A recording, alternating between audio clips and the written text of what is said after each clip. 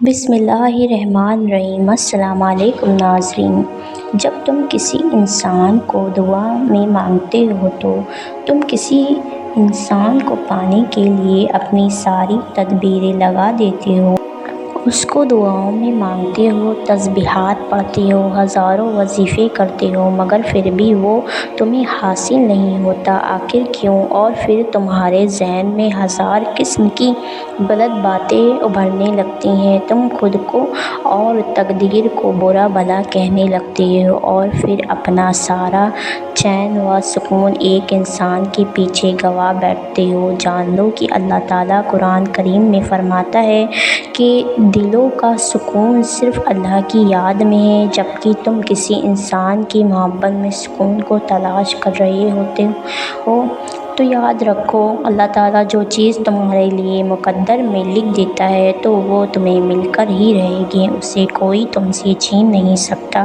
اور انسان کی محبت تو فانی ہے، سکون صرف اللہ کی محبت میں ہے۔ کبھی کبھی تم کسی لا حاصل چیز کی طرف بھاگتے ہو اور اس کو ہاں کرانے کے لیے دعائیں کرتے ہو، ہر وقت پریشان رہتے ہو اور یہ بھول جاتے ہو کہ اللہ تعالیٰ نے ہر چیز کو عطا کرنے کا ایک مقصود اور بہترین وقت مقرر کر رکھا ہے۔ تمہیں یہ بات یاد رکھنی چاہیے کہ اگر تمہیں کسی چیز کو حاصل کرنے کی اتنی چاہت ہے تو اس چاہت کرنے والے دل کا مالک کون ہے؟ اس نے تمہارے مقدر میں لکھا ہے، تبھی تو اس نے تمہارے دل میں یہ بات ڈالی ہے کہ تم اسے دعاؤں سے مانگو۔ اگر تمہارا دل نہ چاہتے ہوئے بھی بار بار اس کی طرف رجوع کر رہا ہے تو یہ بھی اس بات کی نشانی ہے کہ شاید اللہ تعالیٰ تمہیں اس سے ملوانا چاہتا ہو، مگر وہ تمہارے صبر کو آزما رہا ہو کہ کب تک تم اس کا انتظار کرتے ہو، تم کو آزما رہا ہو کہ تمہاری تڑپ سچی ہے یا جھوٹی۔ وقت کے ساتھ ساتھ تمہارا یہ جذبہ کم نہ ہو جائے گا یا پھر یوں ہی تازہ رہے گا۔ جان لو کہ اللہ تعالیٰ تم سے تمہاری من پسند چیز کو دور کر کے تمہیں آزماتا ہے۔ یاد رکھو کہ اللہ تعالیٰ تمہاری من پسند چیز کو تمہارے نصیب کا حصہ تب بناتا ہے جب تم اپنے اندر کی قوتوں کو مضبوط اور اپنے شر سے لڑنا سیکھ لیتے ہو اور اپنے اوپر آئی آزمائش سے شکست اور مستفینہ کوشش کرتے اور تدبیریں اپناتے ہو۔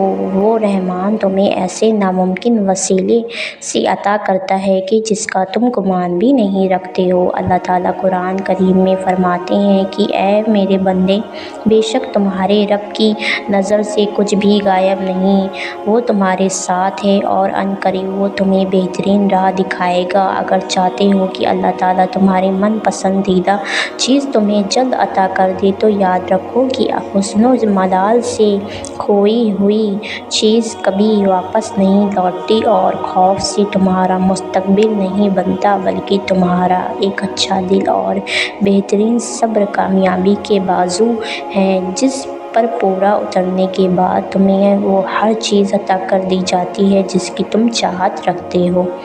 اور جان لو کہ اگر کوئی چیز تم سے لے لی جاتی ہے تو اس سے بہترین نام و بدل تمہیں وقت کے ساتھ عطا کیا جاتا ہے جس کا اندازہ تمہیں نہیں ہوتا۔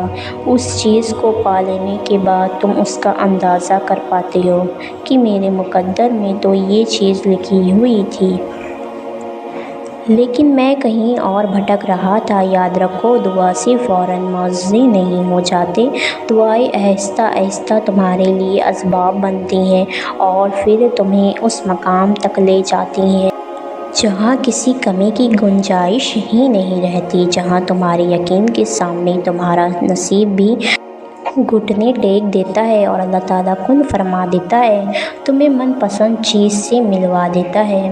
میرا اللہ تعالیٰ فرماتا ہے، بے شک تیرا رب قریب ہے، وہ دعائیں قبول کرنے والا ہے۔ دیکھو، تمہیں وہ مانگنا ہے جو جو تمہیں چاہیے باقی کے انتظامات وہ خود کرے گا، غیب سے، عرش سے، فرش سے، یہ وہ جانے اور اس کی قدرت جانے۔ دعاؤں سے مقدر بدلنے کا وعدہ خود اللہ رب العزت نے کیا ہے، نہ دیر سے ملتا ہے نہ ہی جلدی، بس اللہ پاک کی رضا کے مطابق ملتا ہے اور پھر بے شمار ملتا ہے جب تم اللہ تعالیٰ کی رضا میں راضی ہو جاتے ہو۔ بس تھوڑا سا انتظار باقی، تمہاری چاہت کو اللہ تعالیٰ کی چاہ بنانے کے لیے تھوڑی سی اور اطاعت باقی ہے۔ جس آزمائش کے لیے اللہ تعالیٰ نے تمہیں چنا ہے اس کا ابھی انعام باقی ہے۔ دعا مانگتے رہو، ٹھیک ہو جائے گا سب، کیونکہ ابھی مشکل کے ساتھ آسانی باقی ہے۔ جانتے ہو جو محبت تم نے دعاؤں میں مانگی ہے وہ تمہیں مل جائے گی، تمہارا من پسند شخص تمہارے نصیب میں لکھ دیا جائے گا۔ اللہ نے تمہاری دعاؤں کا حصہ جسے بنایا ہے تو وہ تمہارے مقدر سے بھی اسے جوڑ دے گا انشاءاللہ۔